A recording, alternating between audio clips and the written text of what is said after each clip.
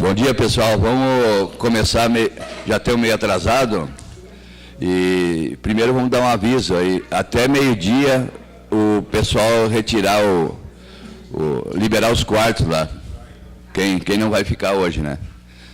Então, para liberar até meio-dia, aí foi um pedido. Então, já agilizando aí, porque tem a painelista ali, que ela vai ter que sair, o ônibus parece que é meio-dia e meio, então já vamos agilizar aqui o máximo que der no regimento interno, que inclusive já ficou de ontem para hoje. Então daí, ó, a Mari aqui vai lendo os artigos, e daí, se alguém tiver uma inconformidade, daí levanta a mão para nós ir na sequência. O que o pessoal concordar já tá aprovado. Artigo 1º. O 16º Encontro dos Oficiais de Justiça iniciará no dia 14 de setembro de 2018, às 17 horas, e terminará no dia 15 de setembro de 2018, às 18 horas. Artigo 2º. Todo e qualquer oficial de justiça do Poder Judiciário Federal poderá inscrever-se como delegado, não sendo exigível sua filiação ao Sintrajuf. Ok? Artigo 3º. Somente será considerado delegado o oficial de justiça que tenha realizado sua inscrição até a abertura do encontro. Eu vou lendo, tá? Quando alguém tiver alguma questão, levante a mão, ok? Parte 1ª. Delegado que não for sindicalizado terá direito à voz e não ao voto. Parágrafo 2º. Será considerado observador aquele que, oficial de justiça que quiser participar do encontro e não tenha se inscrito até às 20 horas do dia 25 de abril. Ah, tá. Que aqui foi alterado, tá? A data de ontem seria, né? Às 15 horas do dia de ontem. Artigo 4º. Comprará à mesa ainda o integrante do núcleo de oficiais de justiça do Sintrajuf, independente da participação de outros componentes do núcleo na mesa, o qual terá função inclusive de elaborar a ata do encontro. Parágrafo único. Não é necessário que a pessoa encarregada de confeccionar a ata seja a mesma durante todo o encontro, podendo haver rodízio entre os componentes do núcleo, excluindo-se os que, porventura, participarem da mesa. Artigo 5º. Os debates de proposta durarão 1 hora, devendo, ao fim deste tempo, o coordenador da mesa questionar a plenária sobre a possibilidade de votar eventuais propostas ou sobre a continuidade dos debates. Artigo 6º. Durante os debates, o delegado terá 5 minutos para apresentar e defender propostas de encaminhamento. Artigo 7º. O delegado que quiser argumentar contra ou a favor qualquer proposta que terá o prazo máximo de 3 minutos para falar, podendo inscrever-se quantas vezes quiser para o tanto. Artigo 8º. A mesa observará o tempo máximo de discussão durante a inscrição para debates, estabelecendo o momento de encerrá-las, de modo que todos os inscritos venham a falar. Artigo 9º. Os delegados poderão encaminhar à mesa, verbalmente, questões de esclarecimento, questões de ordem e propostas de encaminhamento. Parágrafo 1º. Propostas de encaminhamento dizem respeito à solução para o tema em debate e futura ação do núcleo de oficiais de justiça no que respeita àquele tema, ou ainda para dar solução à discussão relativa a procedimentos durante o encontro. Parágrafo 2º. Questões de ordem somente pode ser apresentada para garantir a aplicação deste regimento, ou para que os trabalhos venham a retornar ao assunto de pauta. Parágrafo 3º. Questões de esclarecimento é a apresentação para dirimir dúvida de delegado quanto à proposta a ser votada. Artigo 10º. As propostas serão aprovadas por maioria simples dos delegados presentes na plenária quando da votação. Artigo 11º. Iniciada a votação, não mais poderão ser apresentadas questões de ordem ou de esclarecimento ou propostas. Artigo 12º. A votação se dará pelo levantamento do crachá de delegado sindicalizado. Parágrafo único. Na hipótese de algum delegado perder seu crachá e não ter comunicado à mesa até a primeira votação, o seu voto ficará sub júdice, até que se confirme a sua condição de delegado. Artigo 13º. O resultado das votações será verificado por contraste de votos e, não sendo possível estabelecer a maioria, haverá contagem. Artigo 14º. Na hipótese de empate, as discussões serão reiniciadas por mais 20 minutos e a questão será novamente votada. Artigo 15º. Aprovado este regimento, qualquer solicitação de alteração deverá ser encaminhada à mesa. A mesa deverá estar subscrito por pelo menos um terço dos delegados inscritos e entrará imediatamente em votação. Artigo 16º. Na hipótese de desrespeito de um delegado a membro da mesa ou a colega na plenária, o delegado será advertido pela mesa e, persistindo na conduta ofensiva, o delegado perderá o seu direito de voz, o qual somente lhe será devolvido por decisão do plenário. Artigo 17º. Antes do término do encontro, será realizada a eleição para a diretoria do Núcleo dos Oficiais de Justiça Vereadores Federais para o biênio 2018-2020. Parágrafo 1º. Com a inscrição de chapas, a coordenação da mesa até às 14 horas do dia 15 de setembro de 2018. Artigo 18. O encontro terminará às 18 horas do sábado, dia 15, e ao seu final será lida a ata e aprovada, assinada pelos componentes da mesa. Alguém quer levantar alguma questão? Aprovado, então. Até aí? Tem questão? Só uma correção aqui, no artigo 5º aqui. 15º. Encaminhado e deverá ser subscrito. O artigo 15º. É só uma correção, tá?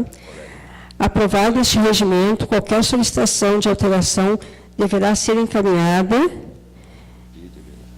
e deverá estar subscrita por pelo menos um terço dos delegados inscritos e entrará imediatamente em votação. Mais alguma coisa? Então, está aprovado o regimento do encontro.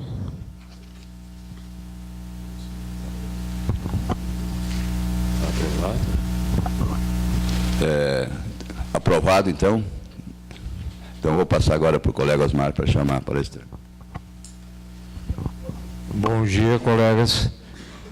Agora a gente vai dar sequência, né, ao cronograma de hoje, né, às 9 horas, com o início da apresentação dos resultados da pesquisa de saúde do Sintrajuf, adoecimento físico e mental no trabalho.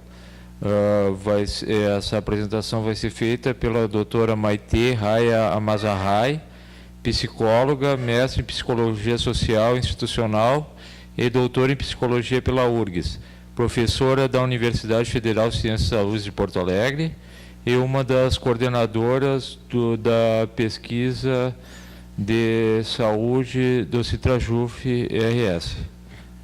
Então, a doutora...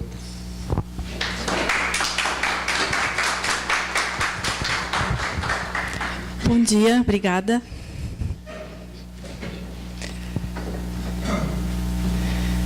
Obrigada pelo convite. E é bem importante esse momento de poder realmente possibilitar um retorno, né, para os servidores, para os trabalhadores que responderam essa pesquisa, né, que foi coletada em 2016, poder ter esse momento de retorno dos resultados. Então, a gente tem uma apresentação que foi preparada, né? Já foi em outras ocasiões, em outros momentos, esses resultados já foram levados, né, ao conhecimento da categoria profissional e hoje especificamente nesse encontro então de oficiais de justiça. Bom, como foi feita, né, a apresentação, então eu sou psicóloga, eu sou pesquisadora nessa área de saúde do trabalhador, com foco em saúde mental e trabalho. E a gente já vem com uma parceria estabelecida da Universidade Federal, né, de Ciências da Saúde de Porto Alegre, onde eu sou professora, também com a URGS, no Departamento de Medicina Social, com o Sintrajuf. Então, essas 3 instituições, em parceria, atuaram na elaboração, na condução dessa pesquisa. Bom, então, inicialmente, eu vou ir trazendo os resultados e depois a gente pode abrir para colocações, para perguntas, para o esclarecimento de dúvidas.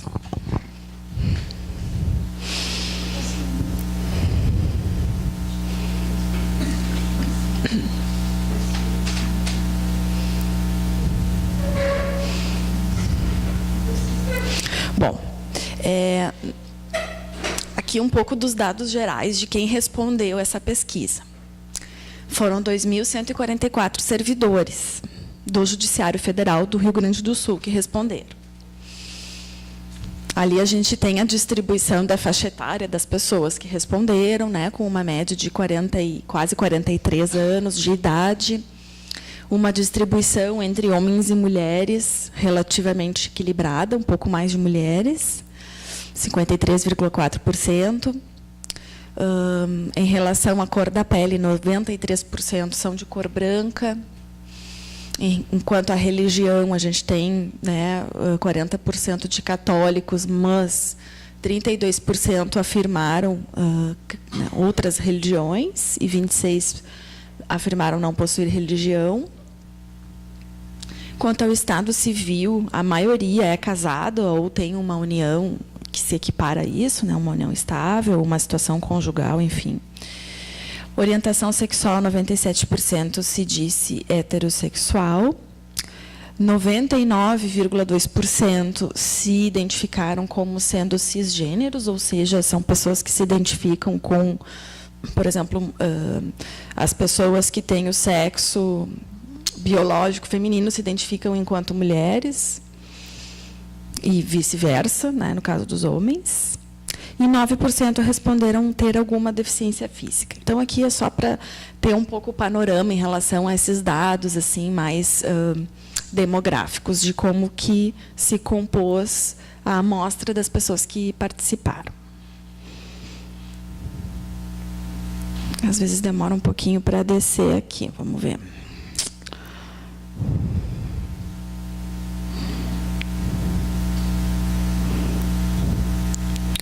Bom, daí tem algumas especificidades quanto à escolaridade.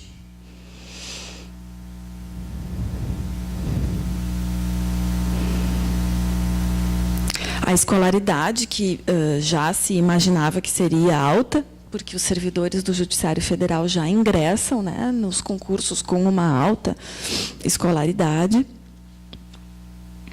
E aqui a gente vê que ela cresce um pouco também à medida que as pessoas já estão no serviço público, né, do Judiciário Federal, porque aqui a gente tem em azul qual era a escolaridade ao ingressar e em vermelho a escolaridade atual. Então a gente vê que as pessoas seguem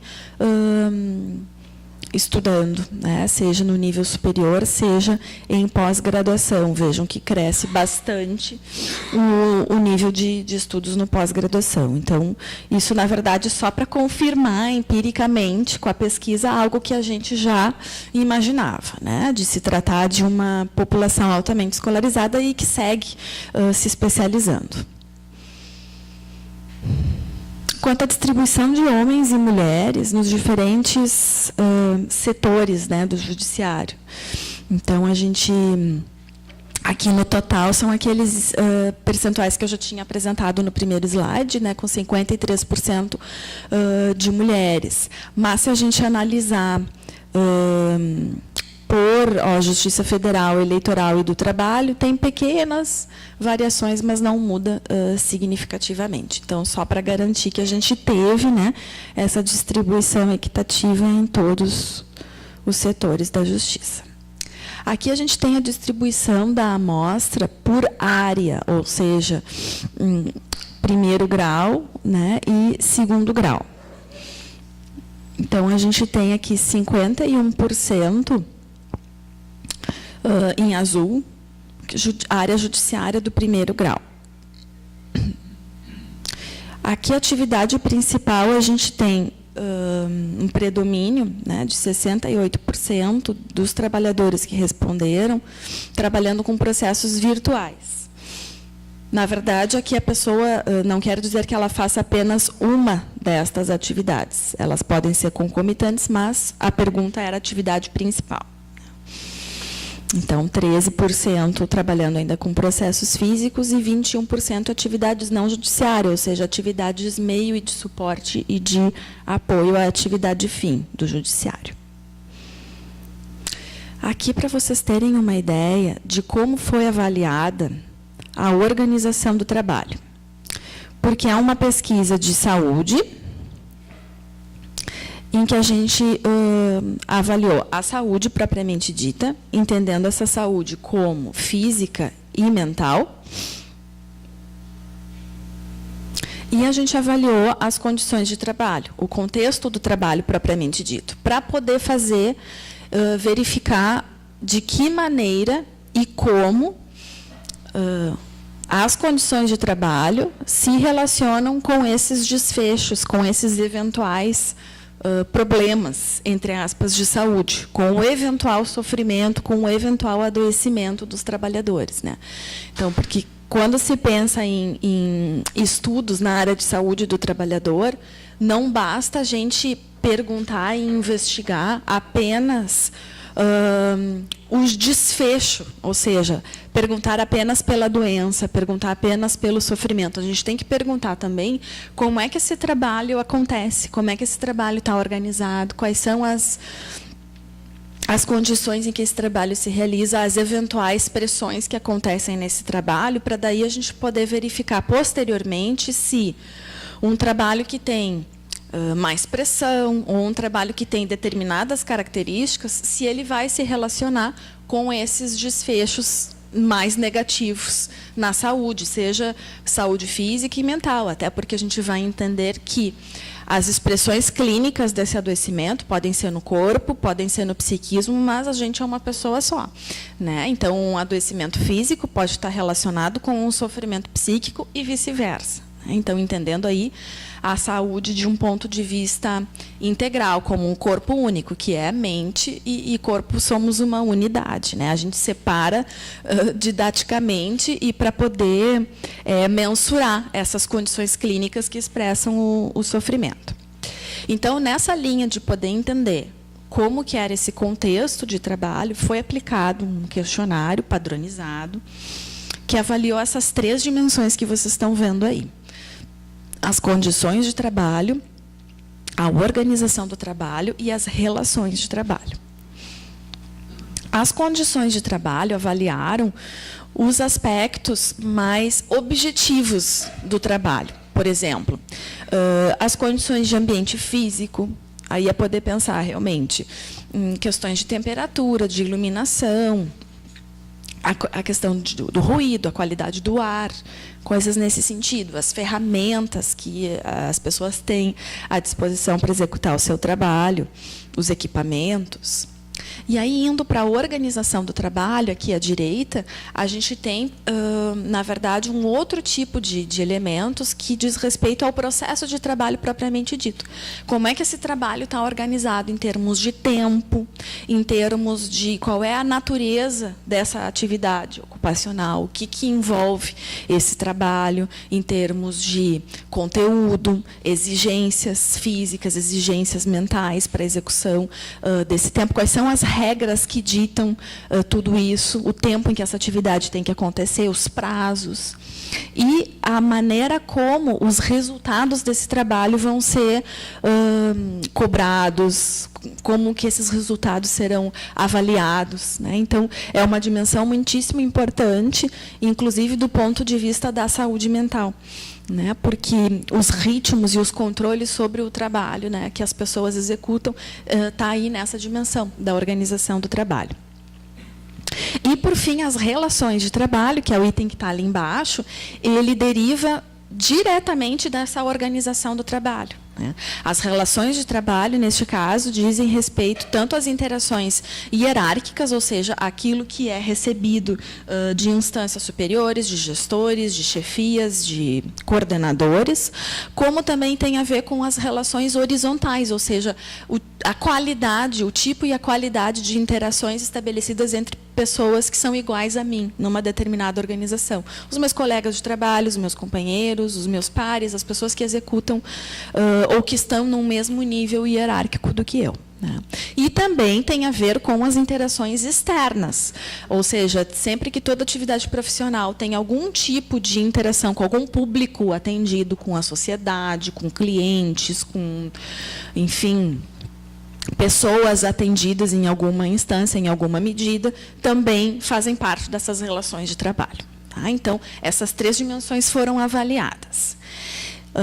E o instrumento que a gente utilizou, também é importante dizer, ele já foi concebido, né, esse instrumento, por pesquisadores da Universidade de Brasília, que têm um entendimento da saúde do trabalhador, no sentido da ergonomia, de que toda a organização do trabalho, relações de trabalho e condições de trabalho podem tanto gerar situações de bem-estar, de prazer e de saúde no trabalho, quando se consegue equacionar as pressões e as exigências com o nível de satisfação e de realização profissional e de reconhecimento das pessoas que trabalham, ou essa mesma organização do trabalho, dependendo da forma como está concebida, pode resultar em situações críticas ou mesmo em situações que vão produzir mal-estar, sofrimento e adoecimento.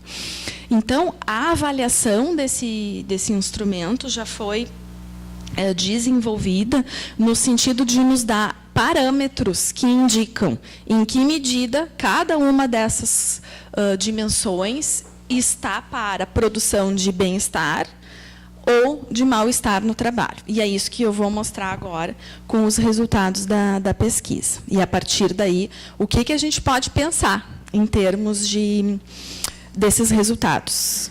E até gostaria de ouvir vocês depois, para a gente poder entender se esses resultados levantados no estudo fazem sentido para vocês ou não fazem sentido, né? Por isso a importância desse momento da gente poder compartilhar e juntos pensarmos, né, o que dizem esses números, porque, né, vocês são os principais atores desse processo.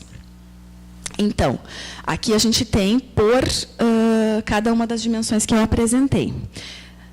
Em termos dos níveis, satisfatório, que é quando esse indicador é de que essa dimensão do contexto de trabalho produz bem-estar. O nível crítico, como o nome já supõe, indica uma situação limite, não está satisfatório, não está grave ainda, mas é um sinal de alerta. E o indicador grave já é um sinalizador de que aquela dimensão, né, do contexto de trabalho já passou do nível crítico, certamente já deve estar produzindo sofrimento e, possivelmente, adoecimento das pessoas ali. Então, em relação às condições de trabalho, que é aquela parte mais física, né, a gente teve um bom índice aqui de satisfação. Quase 72% daquelas 2.144 servidores responderam que esse nível está satisfatório. Quanto às relações socioprofissionais, esse número já caiu. o parâmetro satisfatório já diminuiu para 55% e aumentou bastante o nível crítico. Praticamente 49%, o que vai ser a metade, né, dos respondentes, avaliaram que essas relações de trabalho estão críticas, não estão satisfatórias. E a organização do trabalho, e aí que eu gostaria de chamar a atenção de vocês.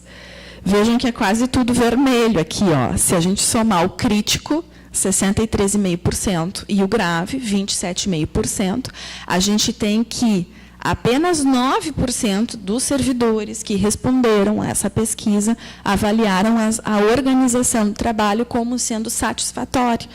Né? Então, 91% ou enxergam como crítica ou como grave.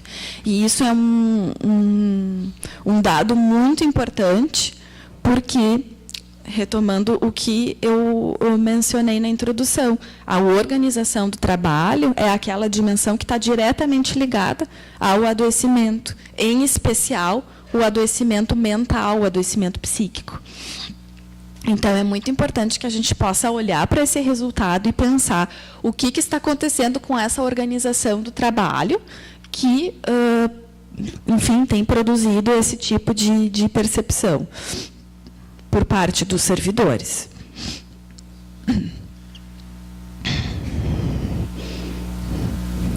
Aqui, na sequência, a gente tem alguns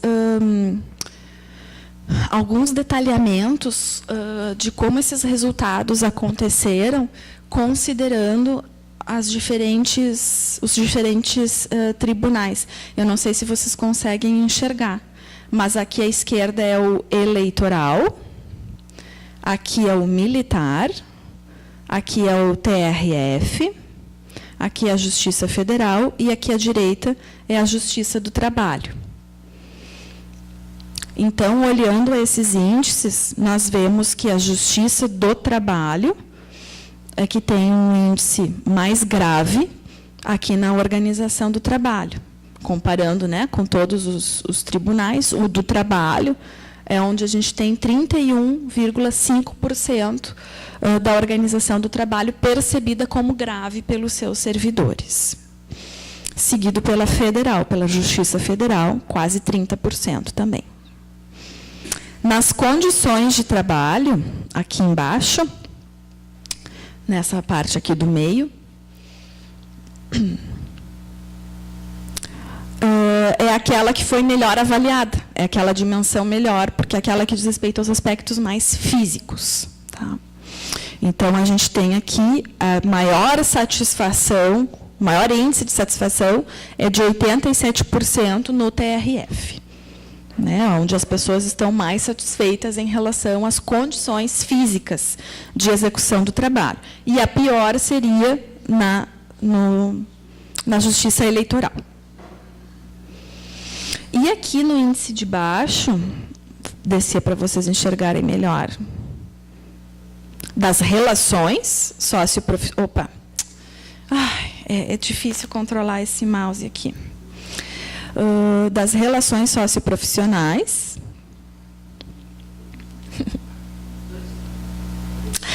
A gente tem os níveis graves estão baixinhos, o grave é o branquinho. Vamos pegar o crítico para vocês terem uma ideia. Ó. Na Justiça Eleitoral, quase 53%. Né, de percepção crítica, e onde foi melhor avaliado foi, ou seja, o índice crítico mais baixo no TRF, novamente. Bom, vamos avançar, porque tem muitos resultados para trazer para vocês. Tá? Então, aqui compilando algumas observações desses primeiros dados. Né? A organização do trabalho foi identificada como crítica ou grave, né, por 91% dos servidores. Então, eu já tinha pontuado isso para vocês, né, e acho importante a gente poder pensar sobre isso. As mulheres apresentaram um contexto de organização do trabalho pior do que os homens, né? 31,5% referiram a organização do trabalho como grave, enquanto que no sexo masculino esse percentual caiu para 23%. Então, é expressiva essa diferença, da gente pensar também como é essa divisão sexual do trabalho, né? Um dado interessante que, quanto maior a escolaridade das pessoas, né, e a qualificação dos servidores, mais grave é percebida a organização do trabalho. Então, assim, lembrando, a organização do trabalho é a cobrança de metas, é a natureza da função, é o conteúdo, são os controles sobre a atividade ocupacional. Então, é importante trazer esse resultado para a gente ver que a avaliação negativa da organização do trabalho não é algo que diz respeito a pessoas com maior escolaridade estarem mais protegidas, estarem melhor protegidas nesse contexto. Não. Né? Na verdade, mostra que, às vezes, quanto mais elevado seja o tipo de exigência psíquica e intelectual naquela função, e quanto mais a pessoa está preparada, mais riscos pode estar trazendo essa organização do trabalho. A Justiça do Trabalho, então, foi a que apresentou a prevalência dessa organização do trabalho no nível grave, né, com o maior índice comparado aos demais. E a Justiça Federal também, em segundo lugar, né, com um sério problema nessa questão da organização do trabalho. E aqui algo que interessa muito a vocês: 99% dos oficiais de justiça apresentaram a organização do trabalho classificada como crítica ou grave. Só 1% né, dos oficiais de justiça que responderam viram essa organização do trabalho como satisfatória. Ou seja, é algo para se pensar aqui em conjunto, né, como que está essa organização do trabalho, em termos do processo de trabalho, da natureza da atividade, dos ritmos, da cobrança de resultados. É algo que diz respeito à atividade ocupacional de vocês, né, desse grupo que está aqui, de que avaliou dessa maneira, né? Isso é um sinal de alerta para a gente. Vocês vão poder nos ajudar a pensar o que tem aí de tão crítico e tão grave, e acho que daí vem o porquê das pesquisas, né? Que é para constatar empiricamente e com base científica. E, a partir daí, com esses subsídios, poder pensar o que precisa ser modificado e transformado no cotidiano de trabalho, na realidade de trabalho de vocês, né? As pesquisas são para a gente ter um diagnóstico em termos de saúde, mas para, a partir daí, também poder avançar. O que é necessário mudar na organização do trabalho de oficiais de justiça, porque realmente chama atenção. A gente pode dizer, né, 100%, praticamente, todos os oficiais que responderam percebem ou como crítica ou como grave. Quanto às relações socioprofissionais, 45%, né, da categoria, então quase a metade, avaliou como nível crítico ou grave. Na Justiça Eleitoral, como a gente tinha visto, é onde estão os piores índices, que sobe para 55%. E, quando a gente compara capital e interior nas relações socioprofissionais, os servidores do interior apresentaram índices críticos ou graves 30% piores em comparação aos servidores de Porto Alegre. Quanto às condições de trabalho, a gente viu, né, que a Justiça Eleitoral foi o órgão com as piores condições. De novo, aparecem os oficiais de justiça aqui, né, com algum resultado importante para a gente pensar. São os profissionais com as piores condições de trabalho da categoria. A gente viu lá, né, que as condições de trabalho são aquelas do ponto de vista físico. Os equipamentos, os instrumentos de trabalho, a limpeza, enfim, as questões materiais e físicas. Né? Então, no caso dos oficiais de justiça, 56,5% avaliaram essas condições de trabalho como críticas ou graves. Depois, a gente tem também o pessoal da informática e os agentes de segurança, também com condições ruins comparado aos outros cargos. mas não tão ruins quanto vocês, infelizmente. Quer dizer, não vamos comparar, né, os aspectos ruins. Outra coisa que foi investigado nesse estudo foi o assédio moral no trabalho. Acredito que ontem com a Eduarda vocês já tiveram um pouco, né, de uma apresentação, né, de como que a gente entende o assédio moral no trabalho, e por compreender que esse é um elemento chave para analisar o contexto de trabalho na atualidade, foi também incluído na pesquisa. E por saber, né, que o assédio moral no trabalho está diretamente relacionado também com os adoecimentos físicos e mentais, né? E também está relacionado com a organização do trabalho. Não é algo assim que diz respeito a uma determinada chefia, que um belo dia não vai com a cara de alguém e começa a assediar. Não. É um instrumento, muitas vezes, de gerenciamento, de, através de práticas assediadoras, se conseguir maior controle do trabalho, maior obediência, maior engajamento, né? Então, é algo que cada vez mais se sabe estar ligado ao próprio modelo de gestão. E aí preocupa esse resultado que se encontrou, né? Quase 83% dos servidores sofreu assédio moral, em alguma medida, né, nos últimos 6 meses. Então, é preocupante, porque apenas 17% estiveram livres desse tipo de violência. Então, é algo muito preocupante, de fato. Aqui a gente tem alguns detalhamentos em relação aos órgãos, né, do judiciário. Em vermelho são os índices do assédio frequente. Assédio frequente é aquele considerado todos os dias ou pelo menos uma vez por semana, tá? Diário ou semanal. Em azul é o assédio eventual, seria algo equivalente a uma vez por mês.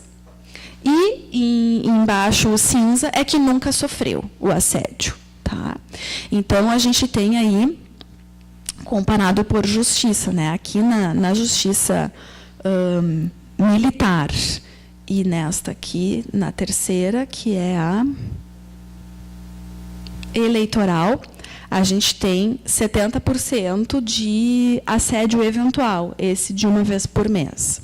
Eu acho que, para a gente conseguir ter melhor ideia, a gente olha aqui para quem nunca, né? Quais são os índices de nunca ter sofrido. Então, a gente tem no TRF, 28% nunca sofreu. É onde tem menos assédio, mas, mesmo assim, tem muito assédio. Em segundo lugar, a gente tem aqui, com 17%, a federal. E aí a gente vai para 16,13, 16,48, aqui é o total. Na Justiça do Trabalho, 16,3, e com 13%, tanto na militar quanto na eleitoral. Então, tem algumas diferenças, né? Parece que no âmbito aí do TRF, da Justiça Federal, teria um pouco menos, né, de assédio, mas é um índice preocupante, considerando hoje o Judiciário Federal como um todo, né? Essa prevalência do assédio moral no trabalho.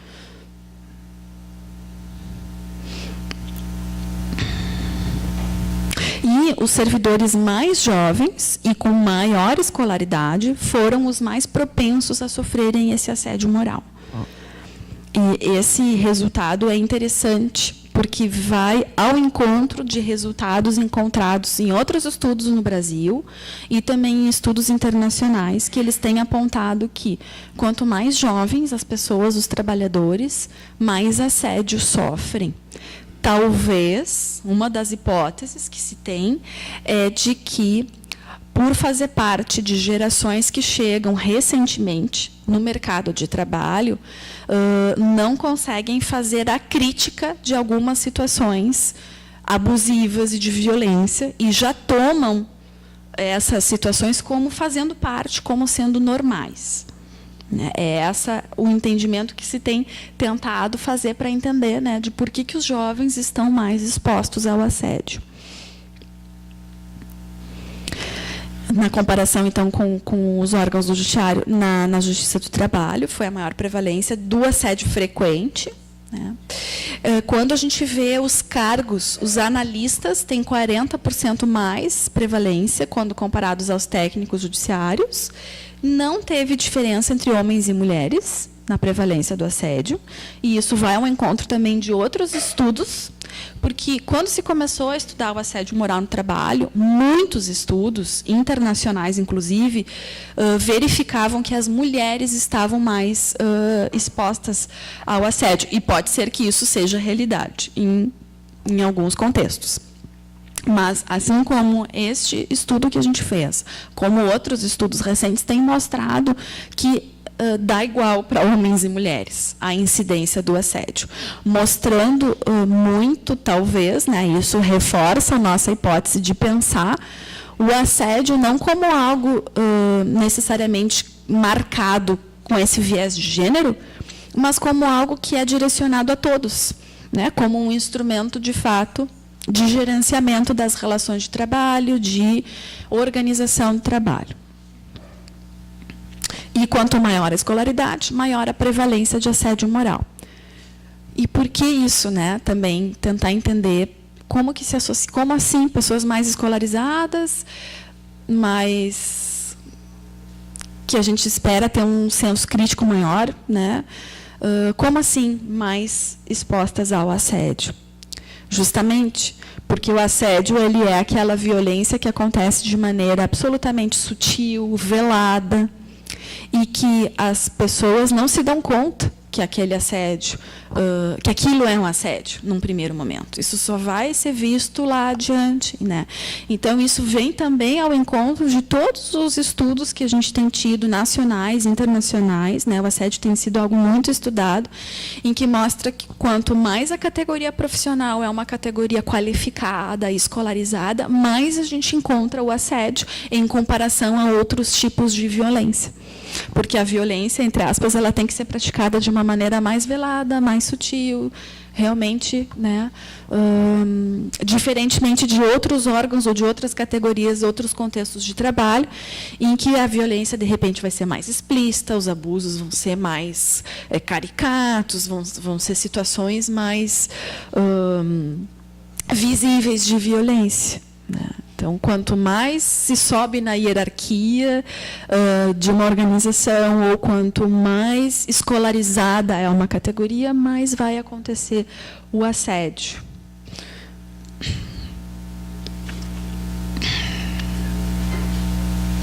Bom, e aí a importância, né, também a gente relacionou essas duas variáveis.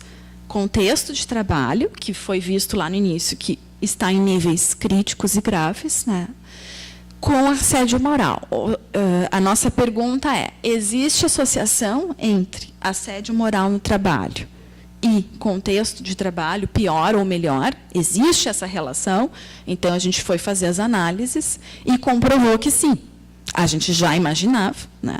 Mas as nossas análises estatísticas comprovaram que sim, que a organização do trabalho naquele parâmetro grave, que é a pior para a saúde, aumenta em quase 5 vezes a chance de ocorrer um assédio moral no trabalho frequente.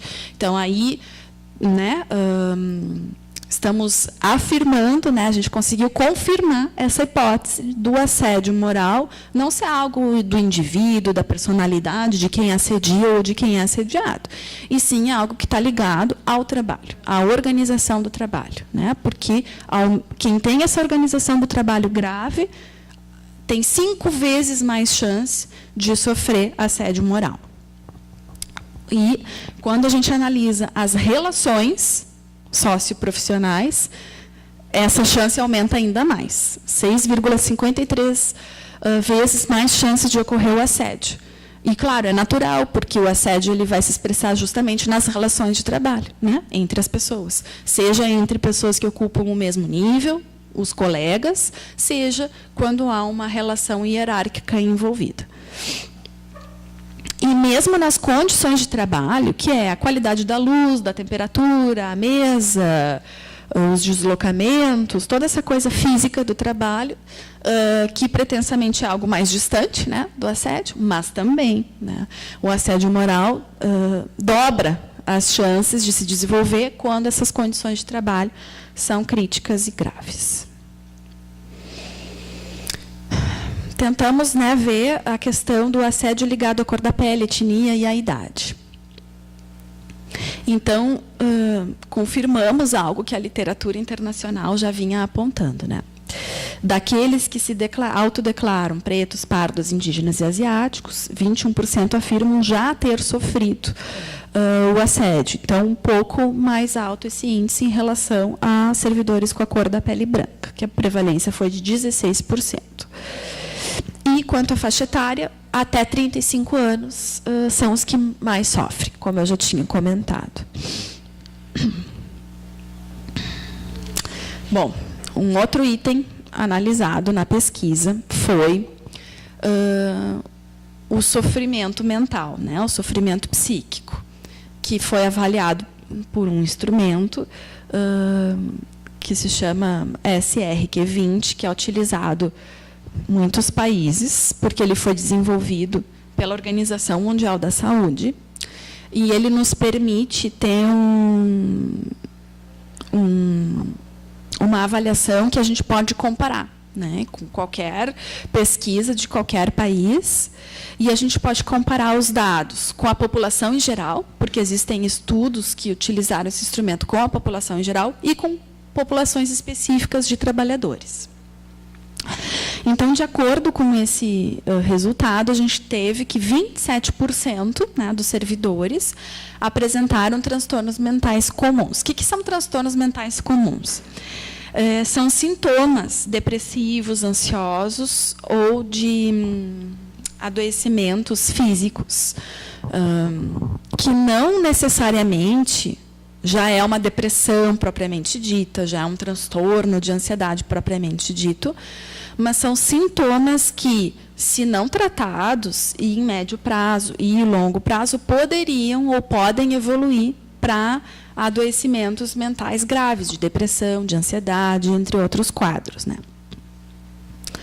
Então, 27% apresentaram o transtorno mental comum. E também, dentro desse instrumento, tem um item específico que avalia a ideação suicida, que seria o pensar em morrer, né? E aí 3% dos servidores apresentaram essa ideação suicida. E um outro componente importante da saúde mental que a gente avaliou foi a questão do alcoolismo, né, num outro instrumento. E aí, por esse outro instrumento, 4,4% já apresentariam o alcoolismo, que não é um uso excessivo, mas já é um quadro assim, de adoecimento, né, nessa questão comportamental.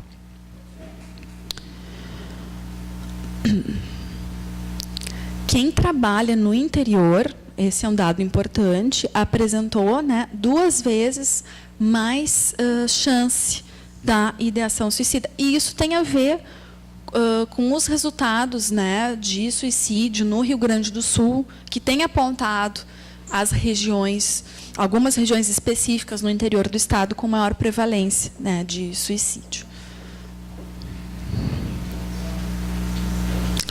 Quando a gente compara pelos órgãos do judiciário, a gente vê, em azul escuro, são os transtornos mentais comuns. A gente vê que na justiça militar é o índice mais alto, com 38,5%. E no TRF é o índice mais baixo.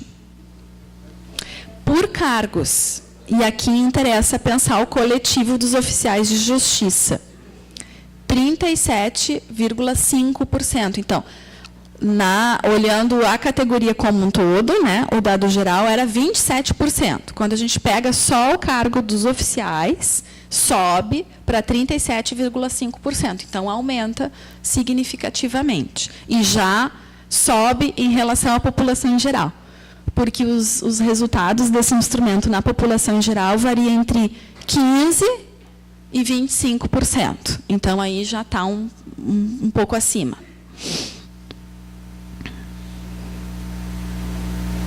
E aqui por quem trabalha, o tipo de trabalho realizado. Então, quem trabalha com processos físicos, quem trabalha com processos virtuais, quem está em atividades não judiciárias e quem está no telefone e balcão, né?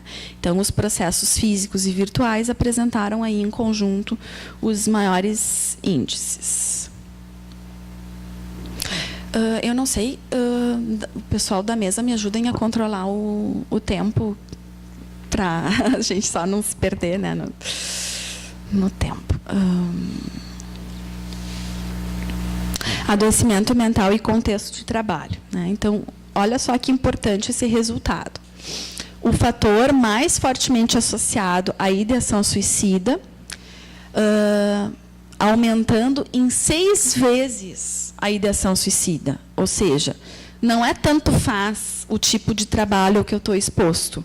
Quando eu estou exposto a um trabalho que tem mais pressão, que tem mais controle, que tem mais vigilância, isso aumenta em 6 vezes a chance da pessoa pensar em acabar com a sua vida, né? E pelas análises estatísticas que a gente fez, com os instrumentos que a gente tinha, com o número de respondentes, que foram mais de 2.000 pessoas, a gente pode afirmar isso, né, cientificamente.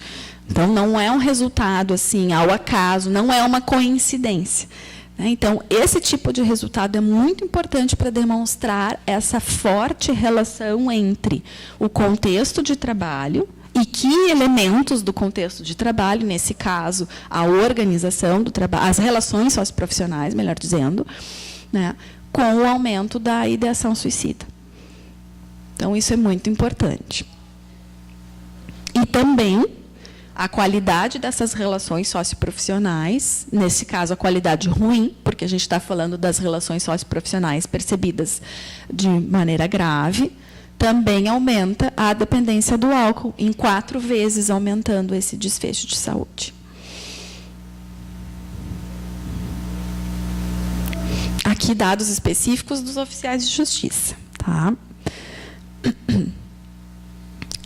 Havia um bloco, eu não sei se alguns de vocês lembram, né, se responderam ou se lembram, né, porque isso já faz 2 anos dessa coleta, né, de dados.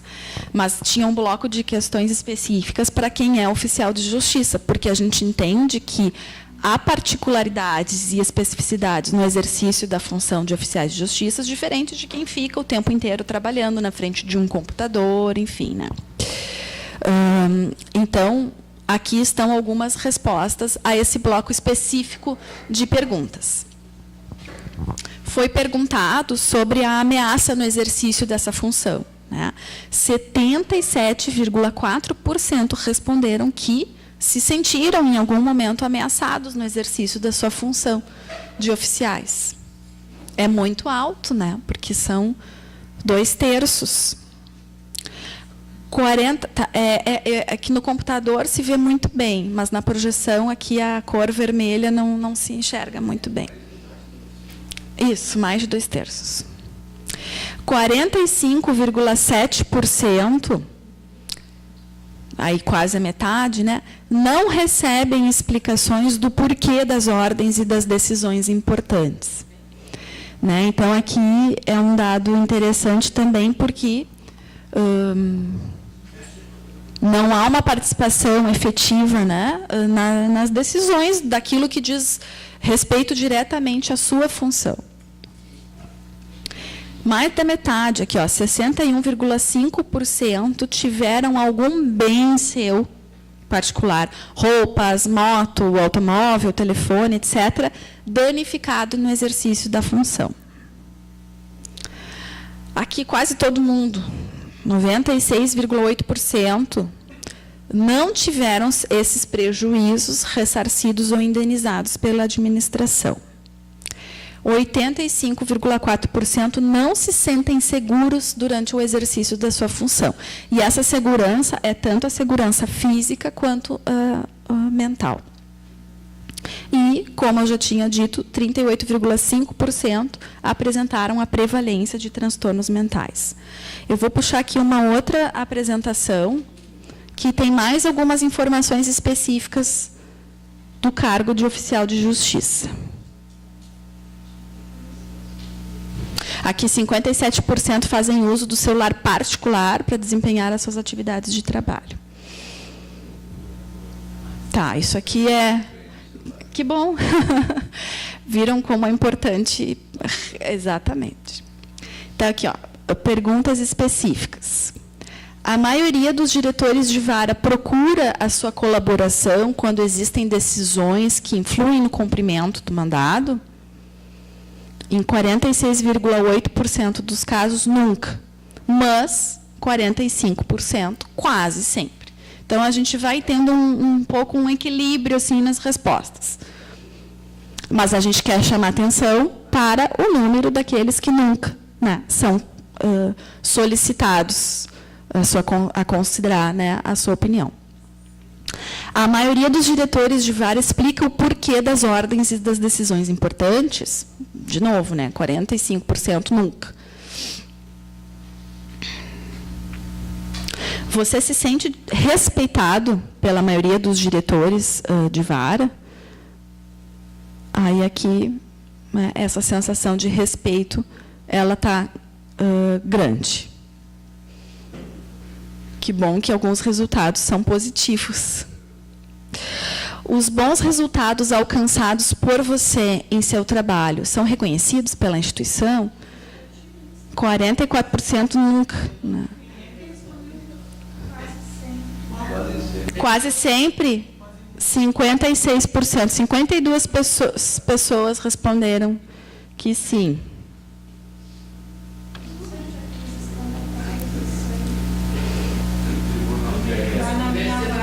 Ai, que saco.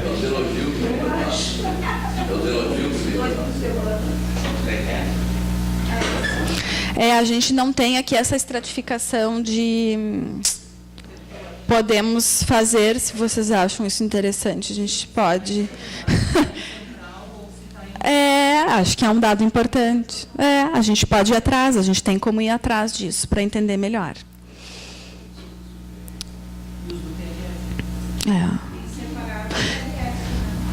A gente não tem aqui em separado, mas a gente pode ir atrás.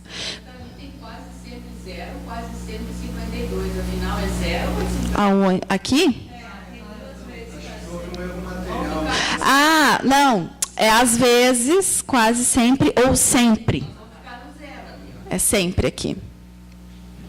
Você se sente seguro, tecnicamente, para realizar as suas tarefas de trabalho. Tá? Então, aqui, entre o quase sempre e o sempre, temos a maioria. Então, isso é interessante, porque há um domínio técnico no exercício do trabalho. E isso é importante de ser demonstrado, né? Que os problemas estão na organização do trabalho, na visibilidade ou na invisibilidade daquilo que é feito, mas não no domínio, na familiaridade, na intimidade com a função. Então, isso é importante de se poder mostrar para as administrações. Você costuma conversar com os colegas oficiais sobre os problemas relacionados ao trabalho? Sim, quase todo mundo respondeu. 97% respondeu que sim. Então, se isso de fato confere, é algo muito importante, né? Que ao menos exista essa troca. Isso é muito importante. Isso é muito importante. Aqui o uso do telefone, que vocês falaram que mudou. Algum tipo de acidente ou agressão no exercício da função? Quase a metade. Sim, passou por. Né? Você notificou o ocorrido. E aqui nos preocupa, né? Porque a maioria não notificou o ocorrido. E tudo que acontece de acidente e agressão no exercício da função é acidente de trabalho. E, no momento em que isso não é notificado, fica invisível. Mas fica invisível do ponto de vista dos registros, mas do ponto de vista da saúde, amanhã ou depois isso pode resultar em um adoecimento mental, inclusive. A gente, só para citar um exemplo, quadros como aquilo que foi conhecido como as neuroses de guerra, transtorno de estresse pós-traumático, que era quando isso se identificou pela primeira vez, a psicologia clínica identificou com os veteranos de guerra que voltavam, né, para sua casa e não esqueciam dos episódios, parecia que tudo estava acontecendo de novo, inclusive os barulhos das explosões e tudo, né? Então, esse é o transtorno de estresse pós-traumático, que no nosso, na nossa vida contemporânea se expressa com outros riscos. Não é a guerra propriamente dita, mas são outras guerras que a gente tem, da violência urbana, de uma situação traumática que a gente vive, né? E os efeitos psíquicos disso não são imediatos. 6 meses ou até 1 ano depois pode ocorrer, né, algo de um evento vivido anteriormente.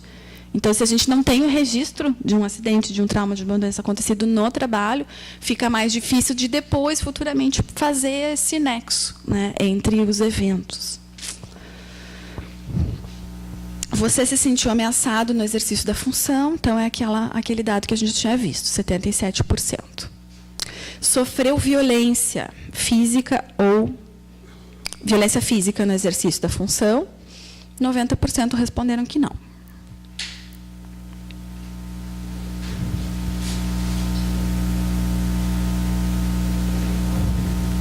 Você teve algum bem particular? Já vimos esta. Tá, o ressarcimento, sente-se seguro. Essa você já viu. Deixa eu voltar lá para outra apresentação, então.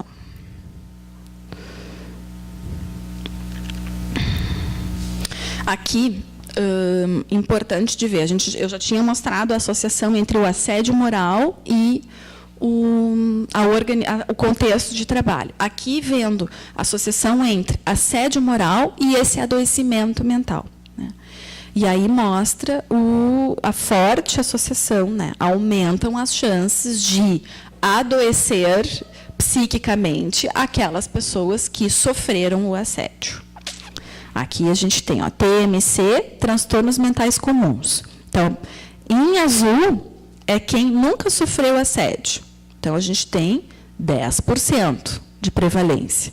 Para quem já sofreu alguma vez, eventualmente, já sobe para 24%. Mas para quem sofre assédio rotineiramente, aumentou a prevalência para 55%, praticamente. Aumentou em 4,7 vezes a chance de ter transtorno mental comum para quem sofreu assédio moral. Então, mostra de que realmente pode ser algo invisível, pode ser algo sutil, mas é algo que adoece. E adoece num nível grave e no nível psíquico, principalmente.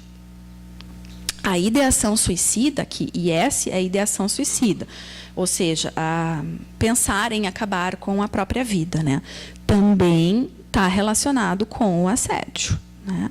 Aqui, ó, aumentou em 10 vezes a chance, né?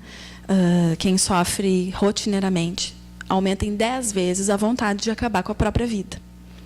O alcoolismo também, né? Então, todos os indicadores de saúde mental pioram, né, quando ocorre o assédio moral.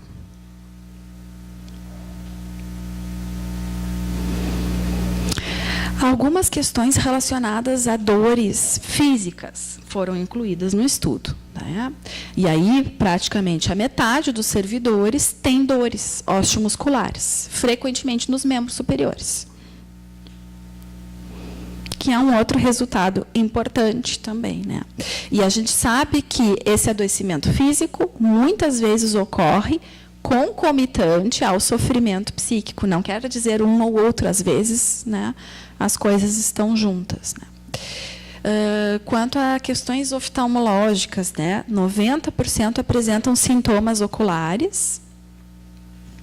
Isso se pensou muito pelo uso, né, dos monitores, do computador, dos processos virtuais. Mais de 80% tem dor osteomuscular eventual frequente ou diária, sendo que 49% tem essa dor frequentemente ou sempre. 73% fazem esforço repetitivo e 70% estão submetidos a uma posição estática, então sempre na mesma postura, provavelmente sentados, por ramo do judiciário. No militar é onde tem a menor índice de dor. E aqui na Justiça Federal é onde tem mais, seguida pela Justiça do Trabalho e TRF, e depois a eleitoral. Sintomas oculares. Também segue a mesma tendência, né? Tendo mais na federal, no trabalho, e menos aqui na eleitoral e na militar. Pausas. Esse foi um dado bem interessante. Porque a gente pergunta sobre pausas, né? Porque os intervalos e as pausas são o momento de a nossa máquina, né? O nosso cérebro e o nosso corpo poderem recuperar um pouco todo o esforço que vem fazendo, né? Mas apenas 6,7%, menos de 10% das pessoas fazem 5 pausas, 5 ou mais pausas no dia. 49% fazem entre 1 e 2 pausas apenas, durante todo o turno de trabalho. 19% não fazem nenhum tipo de pausa. E também tem a questão da duração das pausas, né? 45% fazem pausas muito curtas, de no máximo 5 minutos. E 18% fazem pausas de 10 minutos ou mais. Por ramo do judiciário, vou avançar um pouquinho para a gente... E aí, as pausas se associam também com as dores, e vão se associar, inclusive, com as questões de saúde mental também. Por isso que é tão importante perguntar sobre as pausas e pensar em como instituir mais ao longo da jornada. As pausas e o adoecimento mental. Não fazer pausas esteve associado, inclusive, ao assédio moral, o que pode indicar que as pessoas que vivenciam assédio no trabalho tendem a fazer menos intervalos, os quais são importantes para a preservação da saúde. Exposição a más condições ergonômicas. Se considerou má condição ergonômica o servidor que referiu exposição frequentemente ou sempre a posições desconfortáveis, postura estática ou movimentos repetitivos. Daí aqui a gente tem, né, em azul escuro, frequentemente ou sempre, e em azul claro, nunca ou raramente. A exposição, né, a más condições ergonômicas. Então, a gente vê que a maioria sempre, né, independente do órgão do judiciário, está exposto a más condições ergonômicas. Havia um bloco de perguntas específico voltado ao treinamento ou não, ou a outras questões ligadas aos processos virtuais, né? 30% operam esse sistema sem ter recebido treinamento específico. E isso é uma causa de, né, frequentemente de angústia, enfim, de fazer algo sem saber se está fazendo bem feito. 96% utilizam algum tipo de sistema eletrônico, 70% receberam treinamento. Dos que não receberam, 60% acreditam ter prejuízo nas suas atividades. Apenas 40,9% consideraram o treinamento em relação suficiente ou bom. E sobre a agilidade do sistema utilizado, se condiz com a demanda de trabalho. 27% responderam que nunca ou raramente.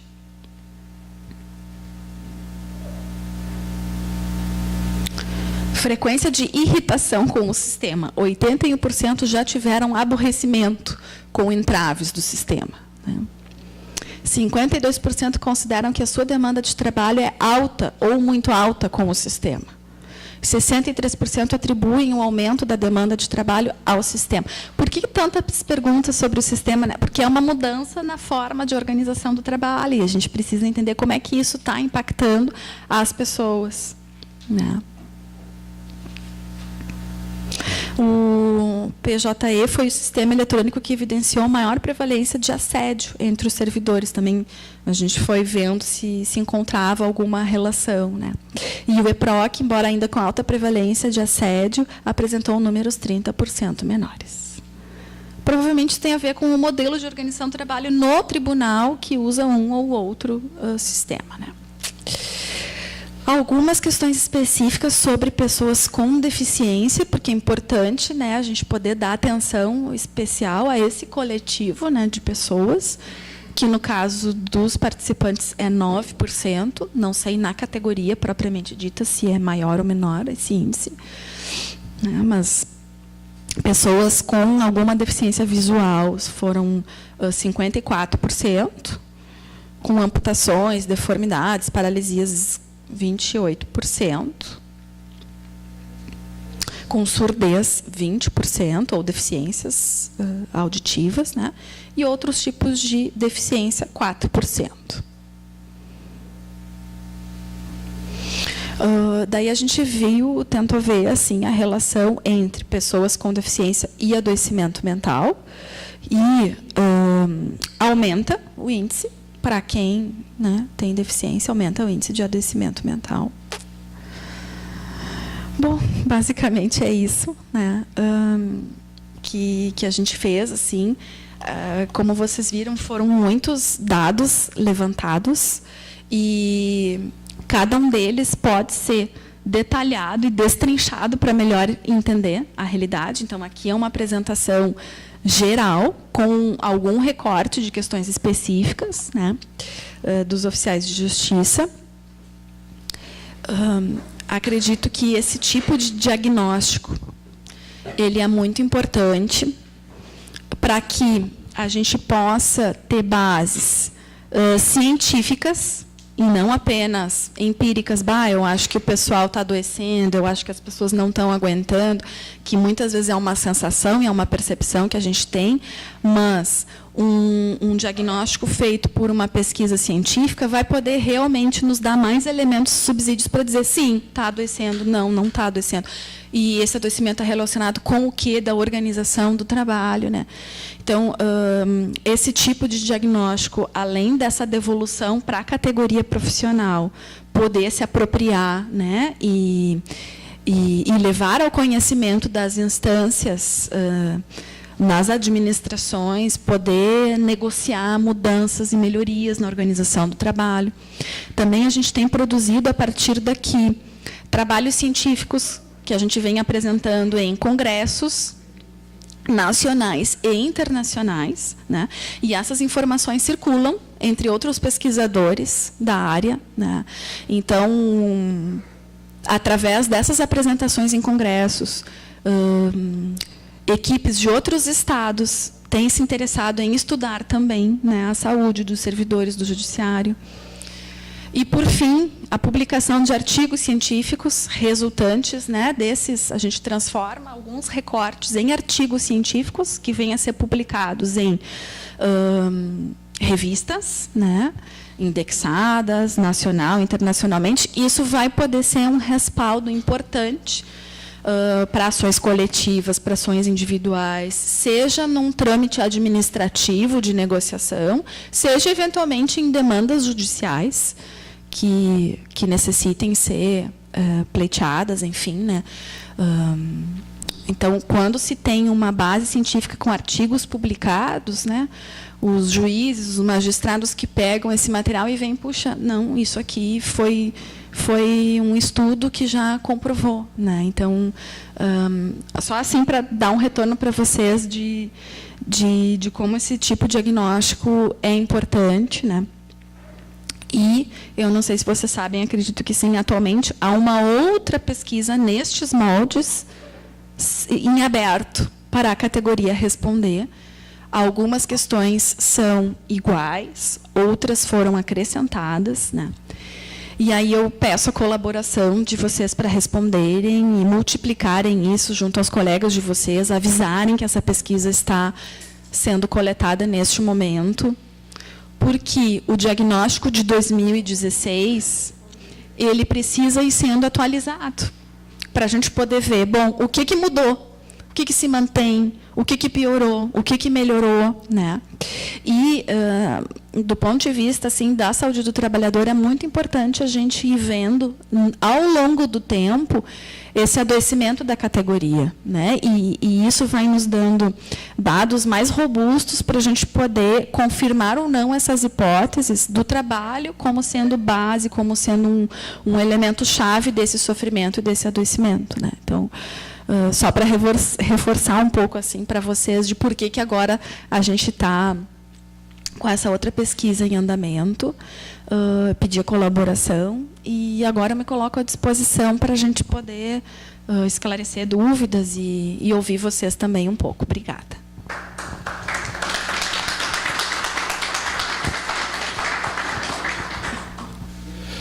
Então, pessoal, agora vai ter inscrições aqui, pessoal, que 3 minutos para cada um, não vamos colocar um limite aí, 3 minutos para considerações ou perguntas para a doutora Maitê.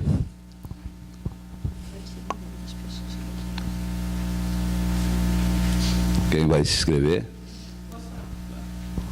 Rosane. Bota meu nome. Meu.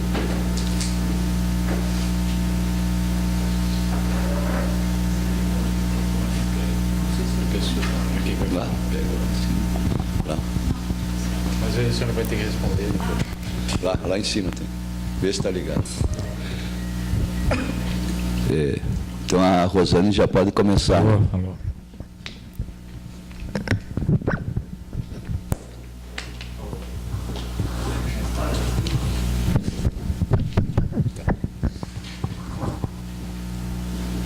Bom dia, pessoal.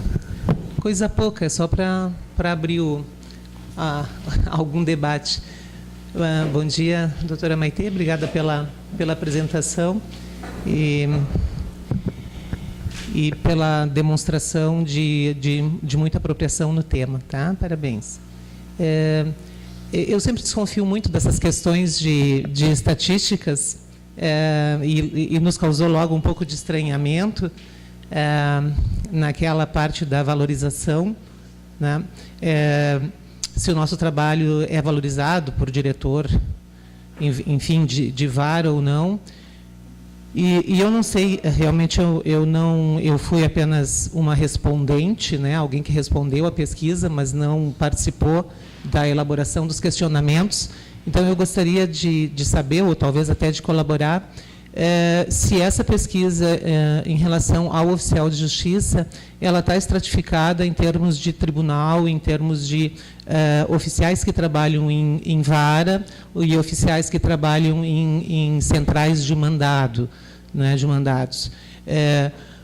Porque no momento em que a gente trabalha em central de mandados, pelo menos nos 25 anos que eu trabalhei, nunca me foi, no tempo que eu estava em vara, eu buscava a interlocução com o juiz ou com o diretor de vara sobre algum questionamento, alguma dúvida, ou raramente me faziam alguma pergunta.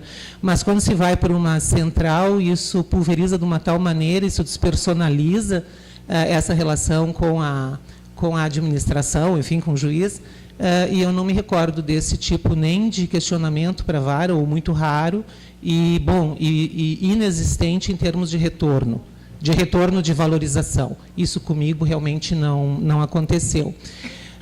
Então, acho que isso é uma questão.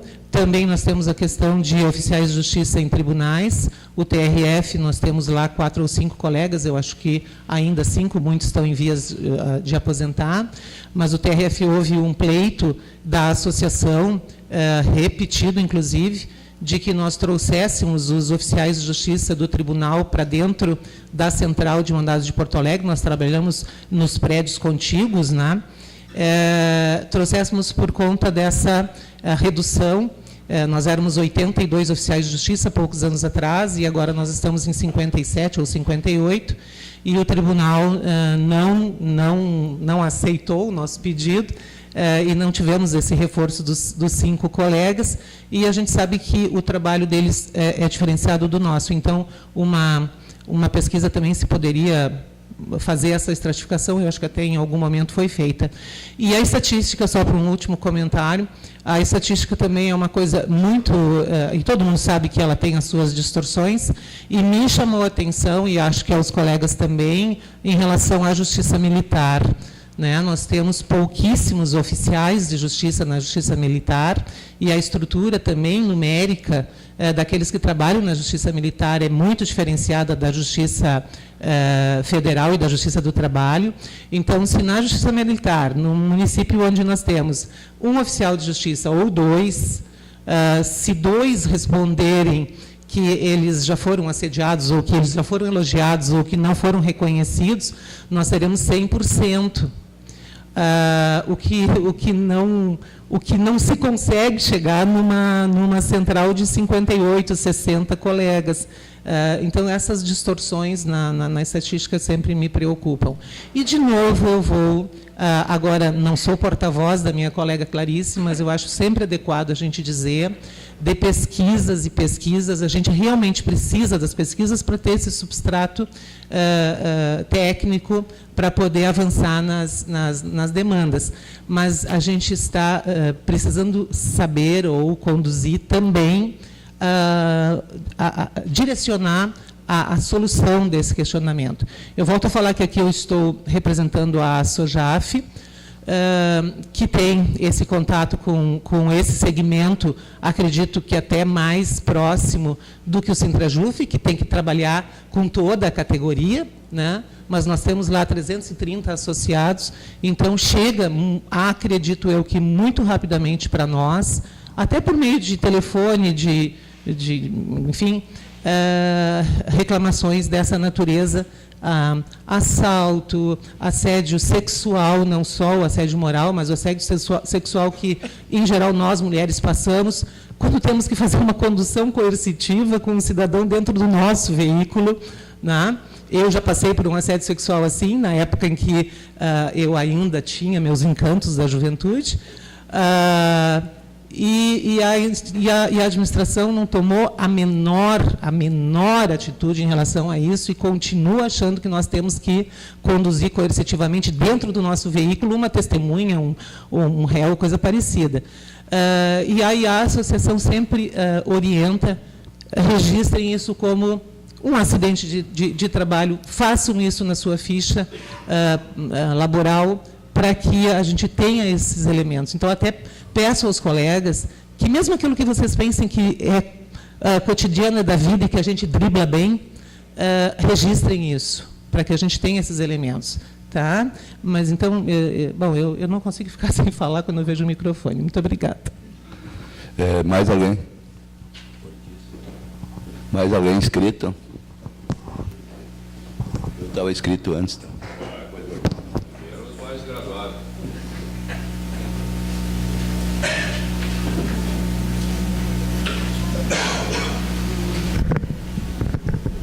Bom dia, colegas. Muito boa a explanação da doutora Maite. E eu gostaria de colocar sobre essa questão da saúde, que aconteceu, por exemplo, na nossa unidade lá em Santa Rosa. Foi feita a regulagem, através de um fisioterapeuta aí do TRT, de todas as cadeiras e os computadores. Nenhum computador, nenhuma cadeira estava regulada certa para o serviço. Nenhuma. E vocês queriam soubesse a quantidade que melhorou, o pessoal falou depois de tal altura certa, tudo regulado, ficou muito melhor. Eu acho que isso era uma questão que deveria ser feita, essa regulagem, em todas as unidades, tanto do TRF como da Justiça do Trabalho. Outra coisa, questão sobre essa pesquisa. Eu acho que é importantíssimo, até falou a Rosane aí, de todos os oficiais, até a SOJAF também pode ajudar. Eu acho que nós também temos diversos associados oficiais também, que dá uma quantidade bem grande. Não é tão pequena os oficiais sindicalizados. Não é o número de oficiais sindicalizados. Eu quero dizer o trabalho da Associação Sem Demérito. Não, sim. Canalizada só para isso. Não, mas... Que nos facilita. Não, mas é isso aí que eu ia completar. Então, como tem diversos associados, e inclusive são associados dos dois, diversos, inclusive eu, né? Então, a soma daria quase a maioria dos oficiais. E pelo que eu vi da última pesquisa aqui, sem demérito da pesquisa, o universo foi muito pequeno de oficiais. Então, já sei que nessa outra pesquisa, muitos oficiais já fizeram, inclusive eu já fiz também, e na outra eu nem participei. Entende? Então, eu estou botando minha culpa aí, mas aconteceu. Então, eu não... Foi passando, e essa eu já participei, sei dos colegas que estão participando. Então, quanto maior a participação, a Sojave também pode ajudar nisso, o sindicato já está fazendo toda uma divulgação dessa pesquisa, então nós vamos ter um universo maior. E inclusive, tem novas perguntas, aí, inclusive específica para os oficiais nessa pesquisa. Então, acho muito importante o pessoal tentar participar ao máximo e de um colega passar para outro, para nós fazer uma pesquisa mais aprofundada nesse assunto. Muito obrigado. Marcelo Ortiz.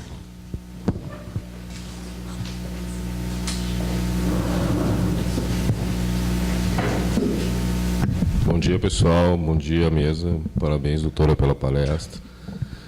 Eu acho que a questão de sair da passividade, como o pessoal falou, é bastante importante, né? A gente costuma querer que as dádivas venham do céu sem a gente fazer nada. Eu acho que a gente tem que ser ativo.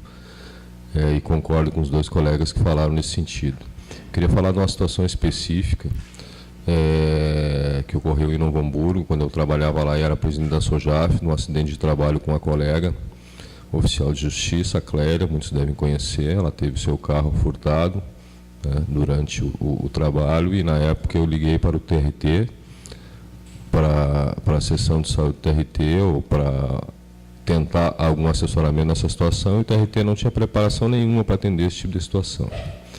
Na época, o que eu fiz? Eu bolei um formuláriozinho de comunicação de ocorrência para o TRF e fiz com que a colega preenchesse, juntasse a documentação e encaminhasse para o TRT.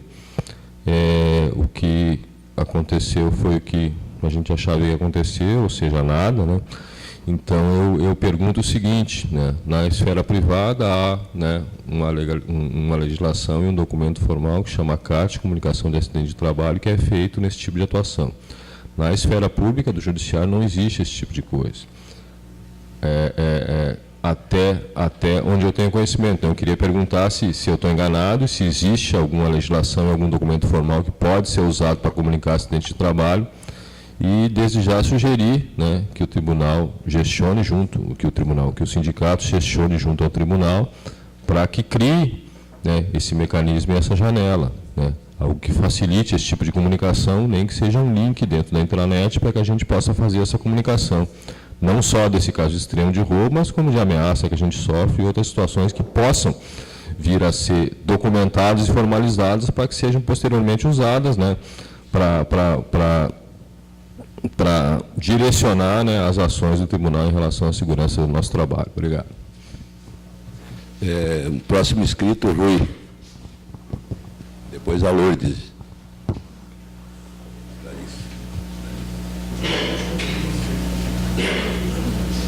Bom dia, pessoal. Primeiro, agradecer a doutora Maitê mais uma vez, né, com a gente, sempre parceira nas nossas iniciativas, né, desde 2015, quando a gente vinha planejando, né, essa pesquisa que foi feita em 2016 e agora também na pesquisa que está aberta. Eu acho que as ponderações que foram trazidas são bem importantes, né? O Marcelo trouxe uma questão aqui que me fez lembrar de uma atuação que a nossa atual assessoria jurídica teve na base do CEPERS, quando atuava na base do CEPERS como assessoria jurídica. Foi criado um sistema que não é um sistema por dentro da Secretaria de Educação, né, como seria o caso da gente buscar que o TRT ou o TRF fizessem esse tipo de registro. A gente, no caso eles, né, tiveram essa experiência, mas na criação de uma estrutura paralela, sindical, onde os educadores, os trabalhadores nas escolas faziam os seus registros próprios e as suas comunicações como forma de depois, né, poder pleitear se houvesse algum adoecimento, alguma situação que ensejasse, daqui a pouco buscar inclusive uma indenização do Estado, né, já ter esse registro, essa forma de organização. Eu acho que isso é uma coisa que pode sair daqui do encontro, né? Eu acho que é importante a gente poder produzir, né, formas de fazer esse registro e de fazer frente aos tribunais, para que eles possam, né, cumprir com a sua parte. Afinal de contas, nós somos trabalhadores, não é por não estarmos sob a égide da CLT que a gente não vai, né, poder se proteger, né, desse tipo de situação que é cada vez mais corriqueira no oficialato, principalmente. Eu não tenho nenhuma intenção de fazer aqui daqui uma disputa de ego, né, com qualquer entidade, acho que não é esse o caso. A gente falou muito ontem em integração, na necessidade que a gente tem, né, de poder se ajudar. Acho que a fala da Eduarda ontem, no sentido de que a gente precisa se solidarizar enquanto categoria, enquanto segmento, no caso dos oficiais, é muito importante, muito mais importante do que qualquer iniciativa isolada que a gente tenha. E aí, o mais importante, né, a questão, foram levantadas questões, eu até já quero me antecipar, Maitê, sobre a questão da militar. A militar tem muito poucos servidores, então, vamos dizer assim, a força estatística desses resultados ela é muito baixa sempre. Muito difícil a gente poder ter uma força estatística desses dados, mas eles são colhidos porque é um ramo do judiciário, né, são servidores representados, a gente precisa ter eles presentes nesse estudo. E com relação ao oficialato, me parece, se eu não estou enganado, nós estamos falando de cerca de 500 pessoas no total no Rio Grande do Sul, mais ou menos isso. Nós tivemos 20% disso respondendo à pesquisa em 2016. Né? Não acho que seja tão insatisfatória assim a amostra. Né? Até porque se coaduna com os cerca de 10 mil, 8, 9, 10 mil servidores na ativa que a gente tem no total, 2.144 responderam. Também está equalizado, então não teve assim um decréscimo. Tá? Até estou me antecipando aqui, Maitê, porque eu acho que é importante a gente já até matar isso, mas é claro que a gente pode ter daqui a pouco 250, 300, 400 oficiais respondendo, isso é importante. Né? É muito importante a gente ter cada vez mais força estatística para que a gente possa ter uma representatividade cada vez mais absoluta de quais são os reais problemas. Então, por isso é importante, né, a gente trouxe o banner aqui, não é só para bonito, é para que as pessoas entendam a necessidade de estar respondendo. Né, a pesquisa atual, ela é totalmente eletrônica, as pessoas podem responder do celular, né, da rua, se quiserem. E aí, enfim, tem uma inscrição aqui, tá, gente? Então, acho que é importante a gente partir desse pressuposto que é necessário a gente nessa questão, né, das demandas, de poder diagnosticar, né, quais são os problemas do trabalho, e poder ter base científica, ter base teórica, né, no caso o resultado empírico que vem das pesquisas, para que a gente possa se fortalecer. E aí eu quero já, né, na verdade estou dando um spoiler, tá, de uma coisa que a gente está preparando para quarta, quinta-feira, protocolizar tanto no TRT quanto na Justiça Federal, no TRF, que é uma questão que eu acho que tem tudo a ver com os resultados da pesquisa. A gente vai usar a alteração do CPC, onde a gente tem procedimentos processuais sendo contados em dias úteis, para que os oficiais de justiça também tenham os seus prazos contados em dias úteis a partir de agora, como uma forma de reduzir essa pressão do trabalho, reduzir esse adoecimento. E nós vamos estar usando justamente os dados da pesquisa de saúde que nós fizemos, o que demonstram, né, que a gente tem 99% de problemas na organização do trabalho, 91,6% de assédio moral, no oficialato, né, onde a gente tem 82%, no geral a gente tem 91,6% de assédio moral no oficialato. Então a gente precisa desses dados justamente para isso, para reduzir essa pressão, para trazer melhorias. Né, e aí é importante a gente poder ter essa consciência, sair daqui, né, a gente tem colegas aqui que estão representando muita gente, né, não é todo mundo que pode vir, mas poder levar isso para os locais de trabalho. Né, a necessidade de estar respondendo não é para bonito, não é para a doutora Maitê simplesmente vir aqui fazer uma mera explanação, né, dos resultados. É para que a gente possa estar produzindo justamente, primeiro, conhecimento técnico, né, que vai para ampliar, inclusive internacionalmente. Nós tivemos uma premiação na Irlanda, no maior congresso mundial de saúde laboral. Né? Se o colega não está interessado, não tem problema. Eu vou continuar falando, eu vou terminar.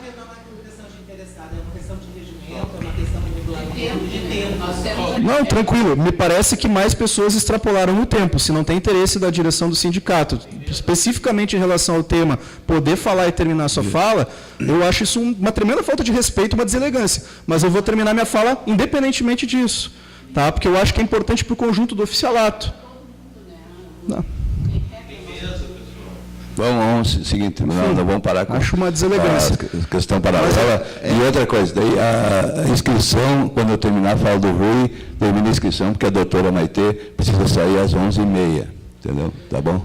Tá, então, muito importante a gente poder ter essa consciência de que as pesquisas elas não servem para qualquer propósito. Elas servem para dar musculatura na academia, para que isso cada vez mais se desenvolva, e, ao mesmo tempo, para que na vida do cotidiano de trabalho de cada servidor, de cada oficial, aqui no caso, a gente possa ter essas melhorias. Muito obrigado, gente. Obrigado. Lourdes. Depois a Clarice, depois o Cristiano e a Rosane, segunda inscrição. Daí está encerradas as inscrições. Bom dia aos colegas. Eu queria agradecer a oportunidade de nós estarmos aqui reunidos, discutindo essas questões que são, então, pertinentes ao segmento dos oficiais de justiça. Eu vejo, entretanto, o adoecimento como um problema de toda a categoria, especialmente nós, da Vara Federal de Bagé, quando tivemos que solicitar, por intermédio, inclusive, da intervenção do sindicato, o retorno do serviço de psicologia, porque há um verdadeiro quadro de adoecimento. Particularmente, metodologicamente falando, né, pelo menos do ponto de vista da metodologia, a amostra foi, sem dúvida alguma, significativa, sim, em que pese o percentual de opiniões coletadas. E trazendo um paralelo, né, fiquei muito sensibilizada com a questão dos colegas que afirmaram estarem satisfeitos com o reconhecimento do trabalho que tem. Isso, para mim, demonstra duas coisas. A necessidade que nós temos de sensibilizar cada vez mais os colegas a participarem dessas pesquisas, como também da necessidade de nós fazermos esses colegas participarem efetivamente, dando seus relatos mais pessoais. É importante que a gente tenha claro que, na verdade, toda vez que a gente sofre qualquer tipo de violência, ou quando a gente trata das fragilidades do ser humano, não há, de imediato, um relato espontâneo sobre essas questões que nos fragilizam. Eu ainda contava aqui, né, uma pesquisa que eu apliquei lá na minha universidade, no bairro mais violento da nossa cidade, onde havia o maior número de casos de violência doméstica. Dos nossos questionários, a resposta sobre violência doméstica deu praticamente inexistente, quando o número de ocorrências na cidade era ali.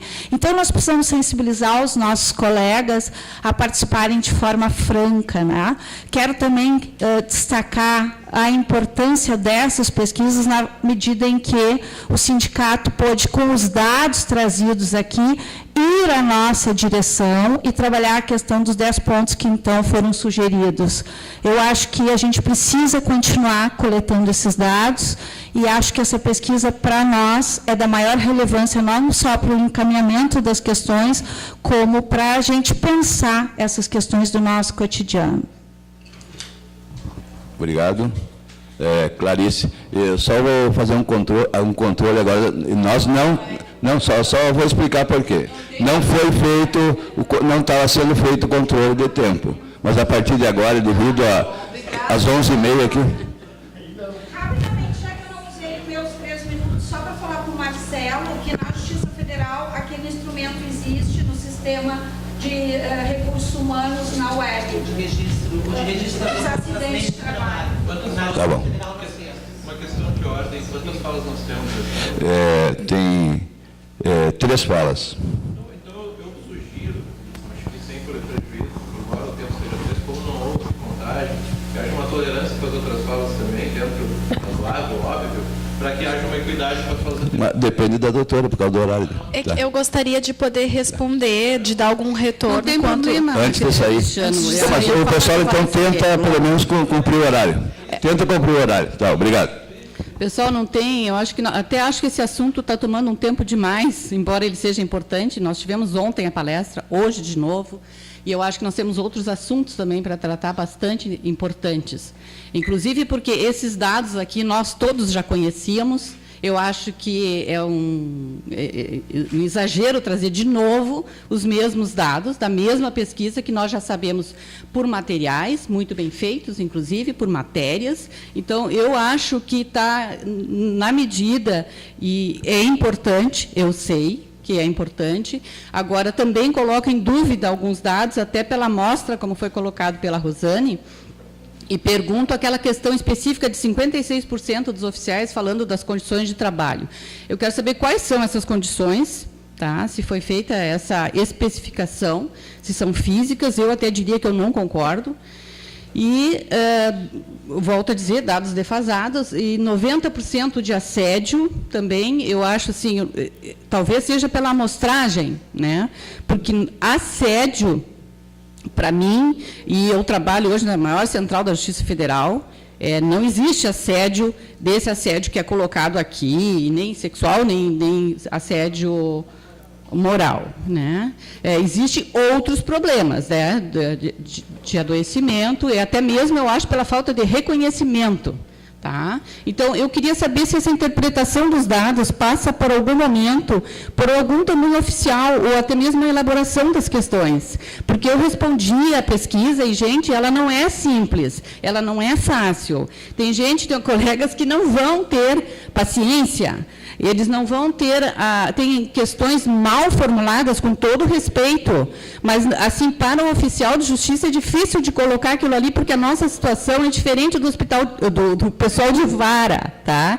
E me pareceu muito, assim, essa dificuldade me pareceu até na formulação, com todo o respeito, com todo o reconhecimento da capacidade dos senhores que fizeram. Tá? Mas eu achei, e olha que eu tenho toda a paciência do mundo para responder.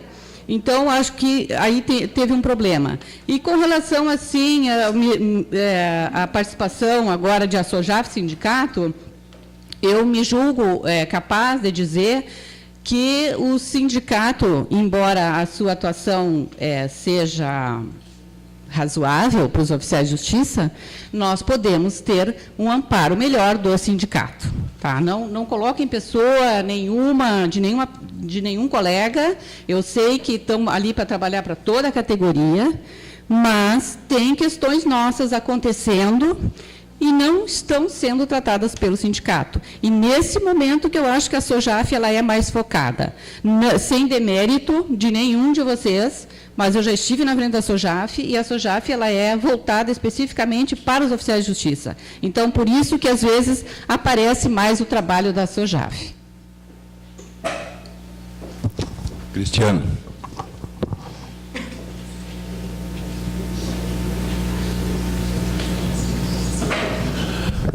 Bom dia a todos e todas. Quero saudar a presença dos colegas oficiais de justiça de todo o estado do nosso encontro, agradecer a presença da doutora Maitê, que tem colaborado bastante nesse trabalho de saúde que é desenvolvido pelo Sintrajuf e que tem protagonismo em âmbito nacional nessa pauta. E dizer que esse debate, acho que ele não é demasiado, pessoal, gostaria de pedir, por favor, ele não é demasiado. A propósito, a construção da programação deste encontro, ela foi toda ela debatida democraticamente no núcleo de oficiais de justiça, inclusive com a tua presença, Clarice, nas reuniões que formalizaram esta programação, e a fizeram sem nenhuma contrariedade ou controvérsia em relação a isso, por isso me surpreende a crítica, por entender, no meu ponto de vista corretamente, e eu estou falando, pois eu devia respeito, no meu ponto de vista corretamente, que é um assunto de suma importância, em especial num período nada fácil que nós estamos vivendo, de congelamento de gastos, o que impõe restrições às condições de trabalho e naturalmente agrava o índice de adoecimento na categoria e também isso ocorre naturalmente entre os oficiais de justiça. Algumas questões foram levantadas aqui, acho que a doutora Maitê vai, inclusive, com melhor propriedade do que eu poder esclarecer depois, mas vieram sem tanto conhecimento de como é o procedimento para a realização das pesquisas, o que é importante. Alguns debates, acho que permeados pela disputa que existe no âmbito do sindicato, mas acho que não tem que deixar, acho que o debate central, que é importante, não pode ser contaminado por opiniões que vêm enviesadas e acabam por trazer até algumas desinformações. A amostragem na pesquisa, ela não é uma pessoa vir aqui dizer que acha que é significativo ou não. Né? O percentual de amostragem tem critérios definidos pela própria academia para que a pesquisa tenha credibilidade e validação científica para ser usada como instrumento. Quer dizer, e as perguntas não são formuladas porque eu, como dirigente sindical, acho que elas têm que ser assim. São instrumentos validados internacionalmente, nestes termos, para esta matéria. Quer dizer, isso é um debate acadêmico, técnico e científico que é feito por profissionais que se dedicam para isso e que não pode ser, numa fala de 3 minutos, desconsiderado como eu vi aqui. Quer dizer, não é uma questão meramente de se achar ou não. O que traz credibilidade para a pesquisa, justamente, é o amparo feito por, nesse caso, 3 universidades federais, profissionais da área de saúde e com a equipe de saúde do sindicato. É muito diferente eu ir reunir com a presidência do tribunal, dizer que os oficiais de justiça estão adoecendo ou que estão em péssimas condições de trabalho, e eu ir para esta reunião e demonstrar com dados científicos por que eles estão adoecendo, como eles estão adoecendo e em que percentual estão adoecendo. Em relação, sei que o tempo é curto, né, vou tentar não me estender, em relação a um dado que foi levantado aqui também equivocadamente, inclusive uma fala atestando que não existe assédio moral, sexual, enfim, entre os oficiais. Acho que a gente tem que ter cuidado ao afirmar isso. Os 90% é um número muito grande, acho que 90, 91, algo assim, não é o assédio moral propriamente dito. São atos negativos, sugestivos de assédio moral, ainda que eventualmente. Quer dizer, o assédio moral propriamente dito, o conceito até jurídico, é o assédio permanente. E o percentual encontrado, salvo engano, foi 17%, eu acho, na média geral, e entre os oficiais deve girar em torno disso, penso eu, até porque os outros números não mudaram em relação a isso. E eu não tenho dúvida de que existe assédio moral também entre os oficiais. Acho que a gente tem que ter cuidado ao desmentir um dado que foi aferido por uma pesquisa científica e que é reclamado por colegas cotidianamente, inclusive na sede do sindicato, onde são acolhidos pela equipe de saúde. Esse é um problema que a gente tem que enfrentar com a máxima seriedade, responsabilidade, e isso impõe a unidade do conjunto dos colegas. Eu entendo que possa haver divergência, que possa haver disputa, mas um problema desta gravidade, que mata, inclusive, gente na nossa categoria, não tratando do segmento A, B ou C, mas que teve muitos colegas que morreram no último período, suicidaram por não aguentar a pressão do trabalho. Só no prédio lá em São Paulo, o Fernando trabalhou em São Paulo, na Justiça do Trabalho, no ano, foram 4 colegas que se jogaram lá do único prédio na Justiça do Trabalho. Então, temos que ter seriedade, responsabilidade e unidade entre nós, se a gente quiser, de alguma forma, superar essa realidade que está demonstrada aí na pesquisa. Rosane.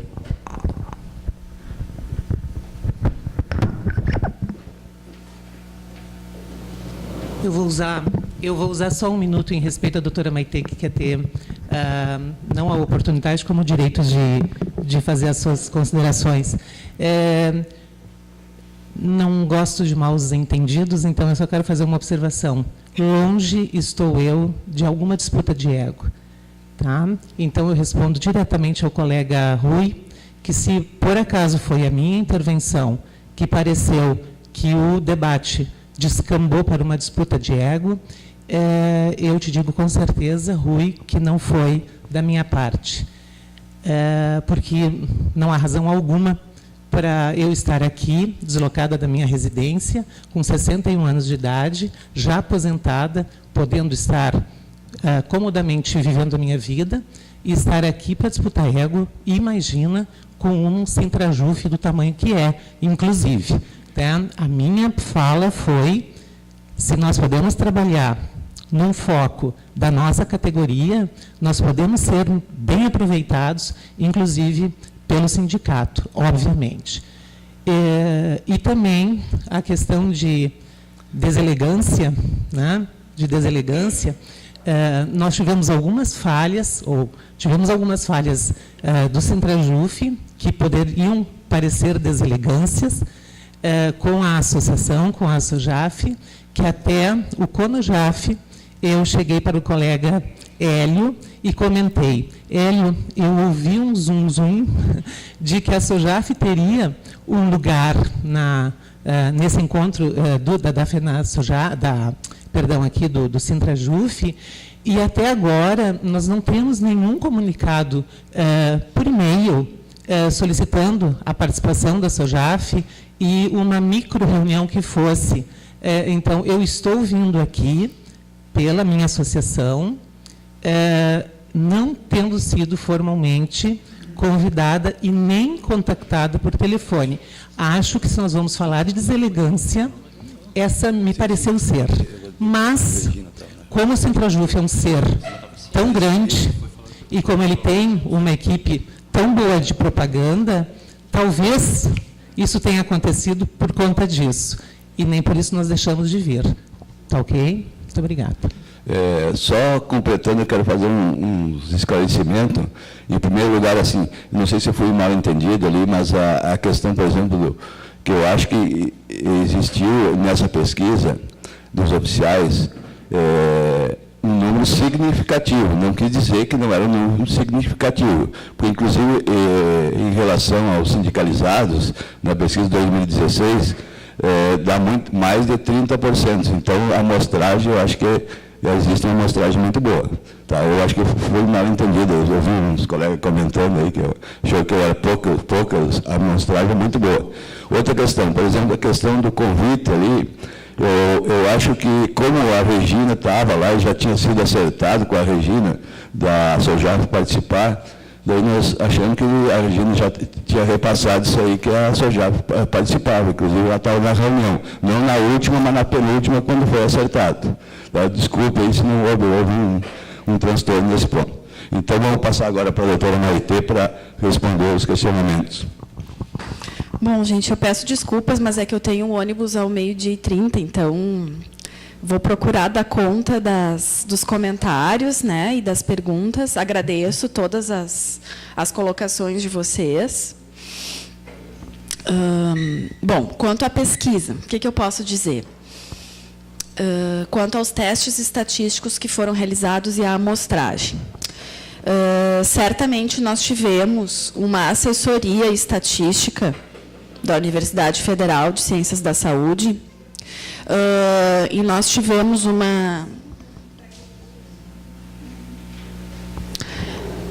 quanto aos dados da pesquisa levantados e a amostragem. Certamente, os dados apresentados aqui passaram por testes estatísticos que não seriam feitos se não tivéssemos o N, que é o número possível para se fazer os determinados testes estatísticos. Não são apenas dados descritivos. Nós fizemos testes de inferência estatística, com comparação de médias, com o teste de Q², teste T, ANOVAs, com todos os ritos necessários, inclusive assessorados por profissional da área da estatística, além de doutores em epidemiologia, em medicina do trabalho, em psicologia. Então, não são dados descritivos apresentados aqui, são dados analíticos que passaram por todas as fases de testes estatísticos para ver se poderiam ser feitas essas análises.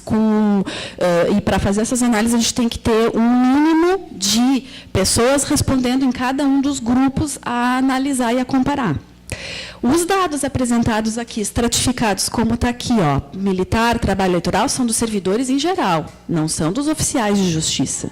Então, com isso, eu já te respondo, Rosane, quanto à tua colocação, especificamente da questão militar.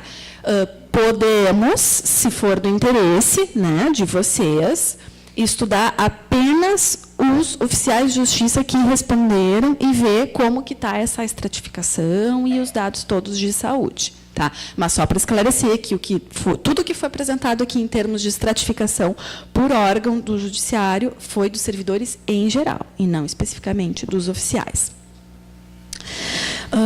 Os instrumentos utilizados foram todos instrumentos padronizados para a gente aplicar esses resultados.